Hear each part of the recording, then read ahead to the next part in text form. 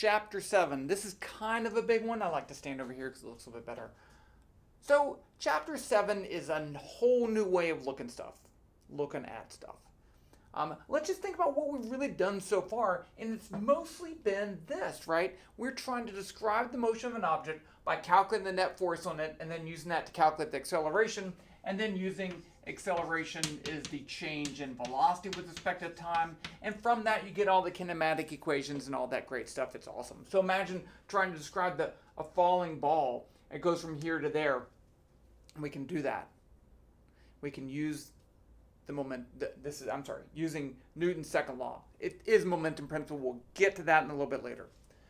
One of the things that we're going to see is that when we want to do one of two things, either describe something in terms of vectors and get a vector velocity, or deal with this in terms of change in time, then Newton's second law is going to be the way that we're going to want to go. However, there's another way to describe the motion of objects. Imagine that I wanted to describe this board, and I want to draw a picture of the board, which is kind of dumb. So I could do it from standing right here, and I would get a picture of what that board would look like. That would be like describing interactions using Newton's second law. Now, I'm going to stand over here. I'm going to describe the board. In this case, the picture is a little bit closer, the equation's a little bit further. It's a different picture, but it's the same board.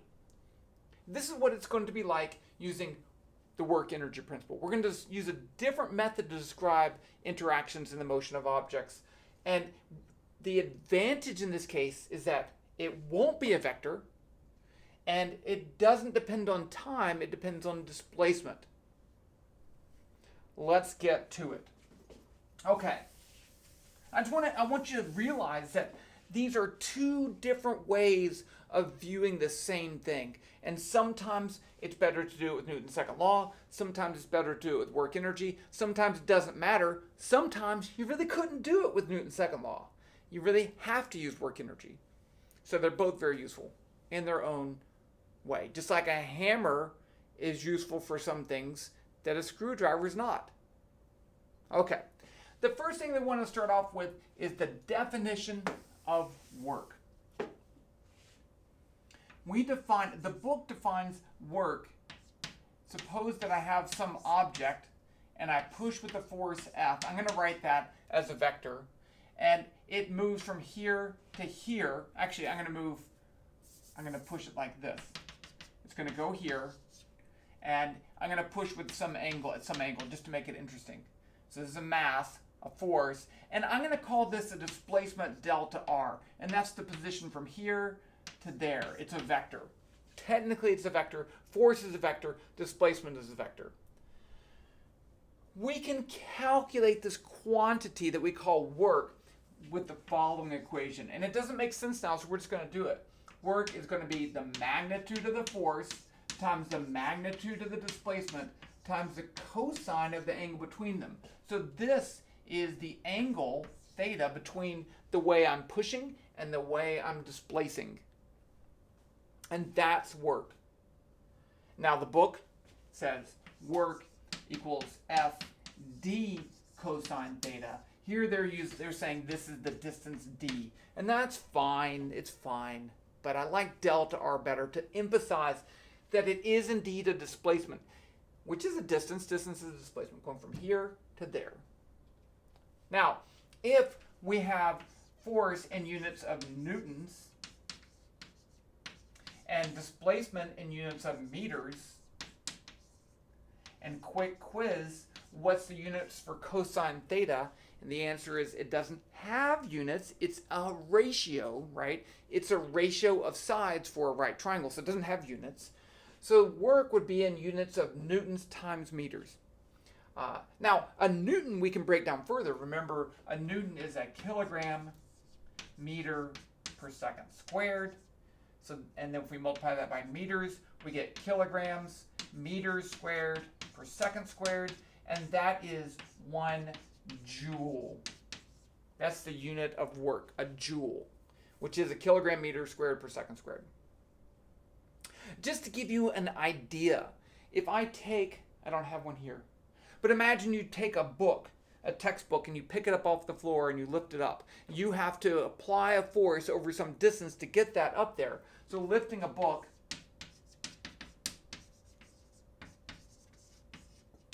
is approximately 10 joules.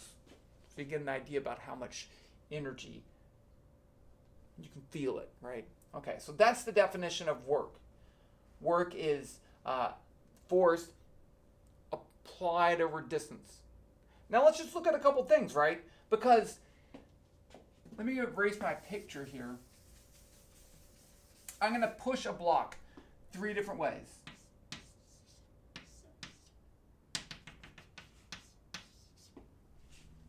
That's number one, same force. Next, I'm going to push it like this. It moves the same distance, so maybe there's other forces involved, but I'm just calculating the work done by this force.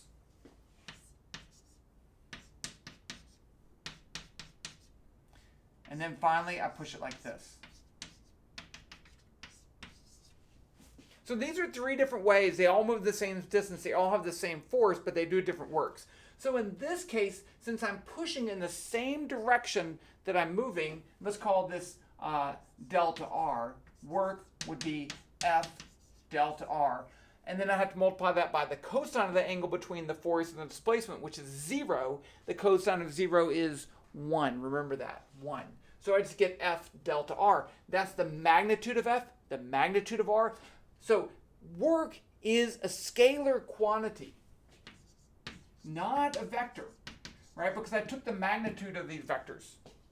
So it's not a vector. There's no direction associated with here. But that would be a positive number, positive work. I'm pushing in the same direction that I'm moving, and I do positive work. Maybe there's some other forces too that do work. I'm not worried about that right now. In this case, I'm going to move the same displacement delta R. However, the angle between those is 90 degrees. The cosine of 90 starts with a Z and ends in an O. It's 0. So in this case, work is 0. Even though the object moved, even though I pushed on it, 0 work. Now there may be other things that are going on, but the work done by that force, 0. Finally, right here, I have the work is F delta R. Those are magnitudes, so they're both positive. And the angle between the force and the displacement is 180 degrees. And the cosine of 180 is -1. So in this case, I get a work of negative F delta R. So you can have positive, 0, or negative work. All of those are possible. And we can calculate work with examples and stuff like that, but that's not super important. I do want to show something that's in the book. It's kind of medium okay, but I think they go a little too far. Okay, so remember, work is F. In one dimension, work is F delta X.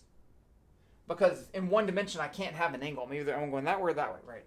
Okay, so if I plot force as a function of X, and I go from, say, here to there with some constant force F, well, F delta X is the same. This is delta X. That's F. It's the same as this area. So the area is the work. This actually turns out to be useful in the following case. If I have a non-constant force like this, which we will see, and I want to move from here to there, I can find the work, and it's the area. I'm going to draw like this, area under that curve. And so that's something that you could actually find the area under. So just a note. Now, what if it went down like this? Well, in this case, I'd have a negative magnitude force. This means negative in the x direction, so that would be negative work.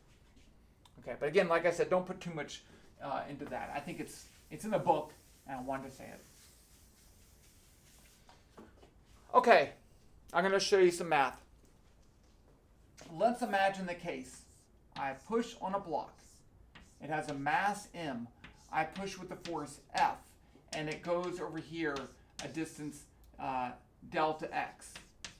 That's technically a vector. That's the magnitude of the displacement, and that's that. So I can calculate the work The work in this case is F delta x. And let's say this starts with an initial velocity v0 and ends with a final velocity v. Right? If I'm pushing on it in the same direction that it's moving, it's going to be increasing in speed, so I should have a change of velocity. Well, can I do this? Can I do this using Newton's second law? And the answer is yes, I can. Because I know that the force in the x direction, and this is the only force acting on it, F is ma. So this should be equal to ma delta x. Right? All it did was replace F with ma. And I still have the delta x here on both sides. Now I want to kind of manipulate this a little bit. I want to get rid of the delta x and the a. So let's first of all say v average is delta x over delta t. I'm going to do a little trickery here. It's not a big deal, but this is what I'm going to do. And so the average velocity is also v plus v0 plus v over 2. So I could solve that for delta x and put it in right here. But I have that delta t. Well, let's get rid of the delta t. I know that the acceleration is the change in velocity with respect to time. So delta t, or even really 1 over delta t is, no, I'm going to solve that for delta x. Yeah. Okay, that's fine. I'm going to put 1 over delta t. Yeah, so I'm doing this a little bit different way. 1 over delta t is a over delta v, right? If I just divide that by that, I get this. Now, up here, I have 1 over delta t, so I'm going to substitute that in. So delta x over delta t becomes that v0 plus v over 2, and then I have to multiply by, no, that's already true. Delta x, I'm making myself do too much work. Let's just solve this for delta t. Delta t is going to be equal to delta v over a. That's fine. So I'm trying to get rid of this delta x. Let's put in delta x is going to be equal to v0 plus v over 2 times delta t. Now delta t is that, so this is going to be equal to v0 plus v over 2 times delta v over a. Now I'm getting somewhere. Now if I put that in up here, I get work equals F delta x equals ma v0 plus v over 2 delta v over a. The a's cancel. And I can write delta v as v minus v0. So I get, and I'm going to factor the 1/2 out here, 1/2 m v0 plus v minus v0. If I multiply this out, I have v minus v0 times v plus v0. That's going to be v squared minus v0 squared. So I can write this whole thing as the following. I've done a lot of messy algebra, and that's fine. The point is, I can write this. It's kind of a big deal. Work is F delta x, which is 1/2 m v squared minus 1/2 m v0 squared. Right? That's what I get right here. When I multiply that out, I get v squared minus v0 squared. And so that's 1/2 mv squared minus 1/2 mv0 squared. That's a big deal. In fact, we call this term 1/2 mv the kinetic energy. 1/2 mv squared. So we could really write this work equals the change in kinetic energy, or kinetic energy minus the initial kinetic energy. But we normally write this K2 minus KE1. And you'll notice that there's no time in this equation, right? It says, I know the work, it's a displacement and a change in kinetic energy. There's no time, and there's no direction, right? Because I'm squaring that velocity, I couldn't possibly have direction. Even in one dimension, if it's going that way or that way, it doesn't matter. It's a squared velocity, so it's going to be positive. Kinetic energy is positive. You can't have negative mass. Now, I want to show you one more thing, because there's a kinematic equation that I always said I don't like. I don't like this kinematic equation. But I'm going to show you that it is this kinematic equation. So let's go ahead and put MA back over here. I have MA delta X is 1/2 mv squared minus 1/2 mv0 squared. Notice the mass cancels. And now I'm going to multiply both sides by 2, and I get 2a delta x equals v squared minus v0 squared. I add that to the other side, and I get v squared, v0 squared, plus 2a delta x. That was that kinematic equation. It's the same thing. It's the same thing.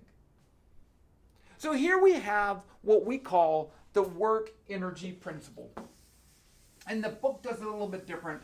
I'm going to do it the better way. I don't mean to say that I'm better.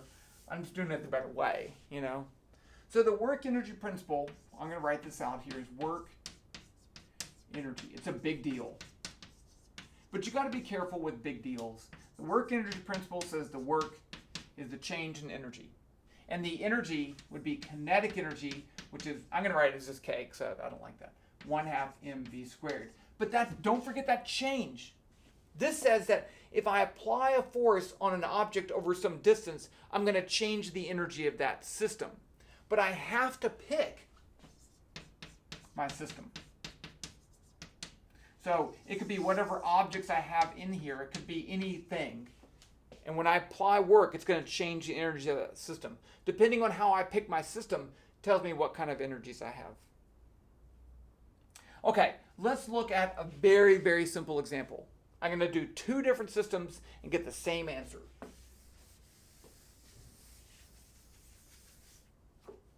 And I'm not going to do this the Newton's second law way, but you could. So I have an object of mass m, a height h above the ground, and I release it from rest so that v0 equals 0. I drop it, it falls down here, and I want to find out how fast it's going at the end. If you wanted to do this with Newton's second law, you could calculate the force, mg, and then you could either use the kinematic equation that I don't like, or you could find the average velocity and use that to find the time and use that to find the final velocity. Okay, but we're not going to do that. Let's say the system is just the ball. In that case, I can find the work done on the ball, and that's going to be the change in energy of the ball. Now, it's just a ball. It can only have kinetic energy. So I need to calculate the work. Here I have a force, mg. I have a displacement, delta r. So let's calculate the work. Work is going to be the force, mg, times the displacement, delta r, times the cosine of theta. So the angle between the displacement this way and the force that way is 0. So the work done by gravity is positive. And in fact, I can call delta r delta y. So it's going to be the change in the y. No, wait, it should be a magnitude. Y.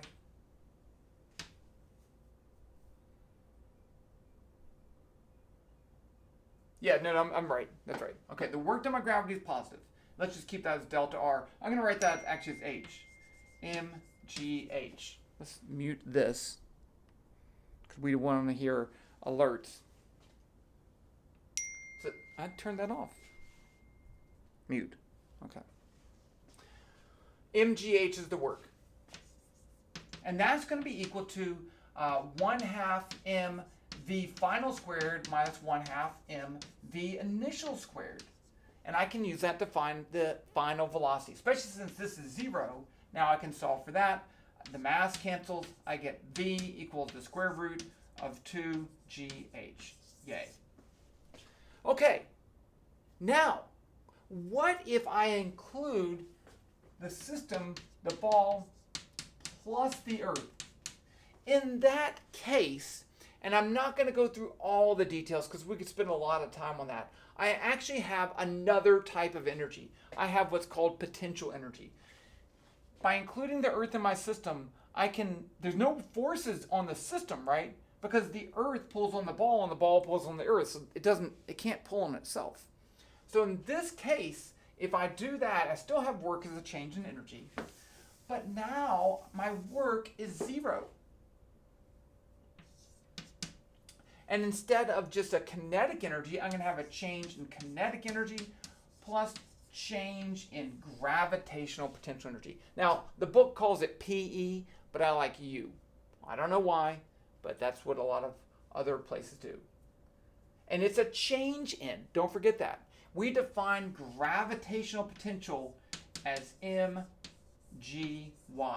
So let's go ahead and put in all that we know. 0 is going to be, I'll write this as K2 minus K1 plus U2 minus U1.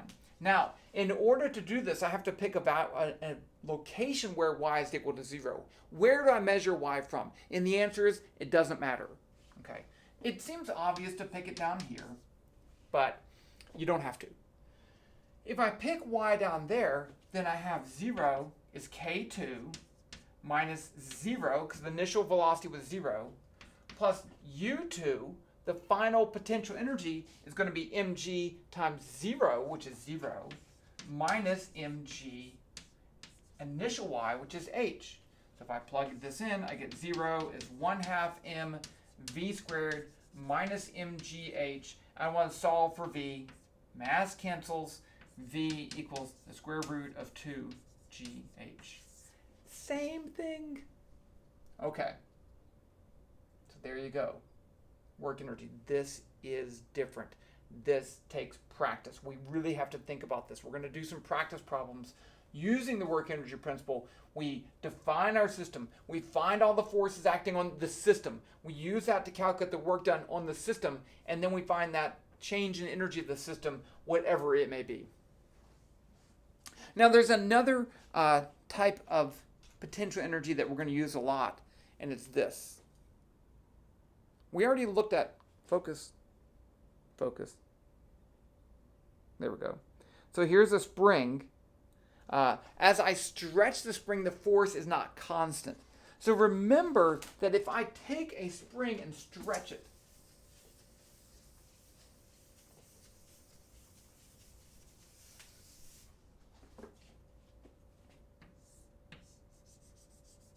I start right there, and then I stretch it over here, and that's a distance s. There's going to be a force pulling back. The spring force is K times S, the magnitude of that. But the more I stretch it, the greater that force is. It turns out that if we include the spring in our system, we can get spring potential as 1/2 K, that's that spring constant, S squared. And it doesn't matter whether you're compressing the spring or stretching it, because you're squaring that S. And that's going to go into our work energy principle when we use springs. So we can use springs. We can put energy stored in the spring, and we can get energy out of the spring. It's awesome. Okay, friction. We have to be very careful about friction. And I'm going to give you the short answer here. We can calculate the work done by friction. You could say the force applied over a distance, but technically you shouldn't do that. Okay. The first thing is friction's a little bit different because it depends on the path that you move. Imagine that I have a block. I'll use this eraser, and I push it here. Well, friction pushes in the opposite direction, and so I could calculate the work done by friction. But now if I push it like that along a longer path, there's going to be more friction work done by friction because it went over a longer path. It turns out that when forces do work and they don't depend on what path, but just the position, we can turn them into a potential energy. But in this case, you can't. But it's actually even harder than that. We'll do work done by friction and not a potential, but technically you shouldn't even do that. Because if I push this down, we can calculate the friction force. I can calculate the distance it moved. I could calculate the angle theta. I could do all that. And that would correspond to a change in energy and I assume it's kinetic energy, but it also heats up. And it turns out that thermal energy is a type of energy. So we're going to do work done by friction, but there's some, just so you know, in the future, it's problematic in certain amounts of ways. They also go into this thing about conservation of energy. We're going to do problems. Don't worry if this doesn't make sense.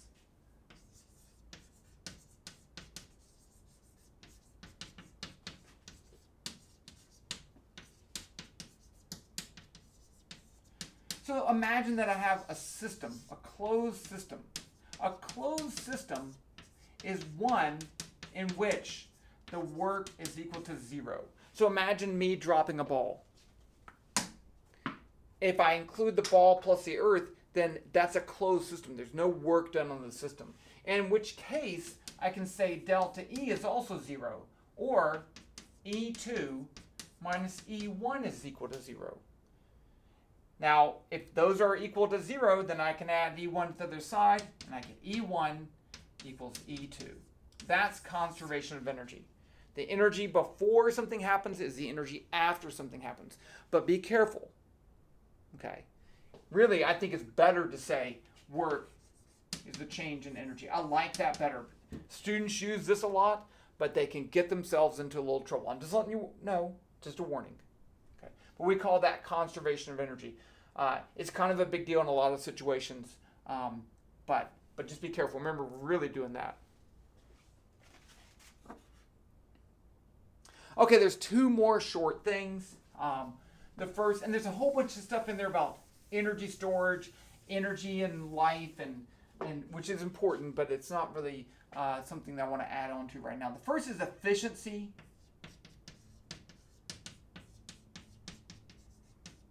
I think they use E, lowercase e.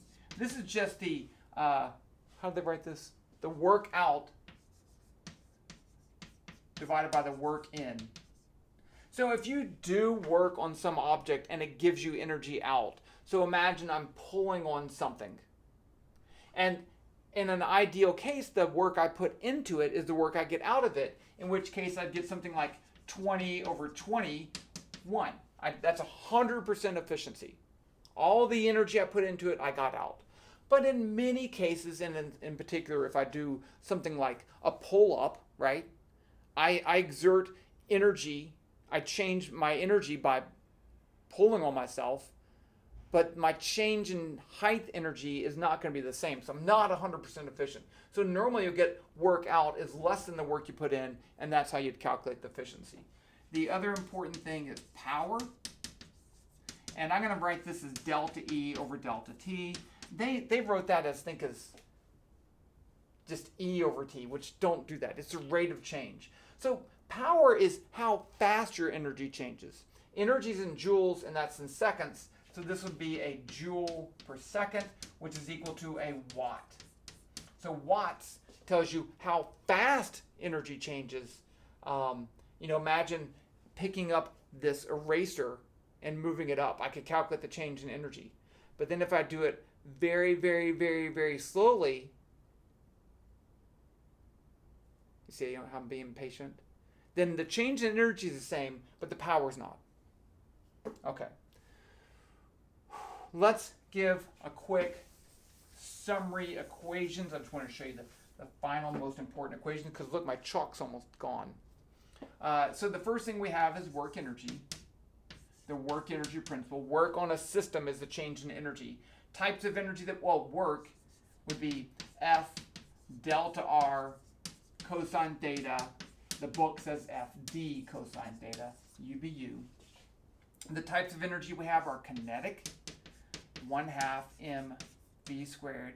We have gravitational potential, mgy. But remember, when you put these in here, it's a change in kinetic energy that matters. It's a change in potential that matters. We have the spring potential energy, 1/2 ks squared.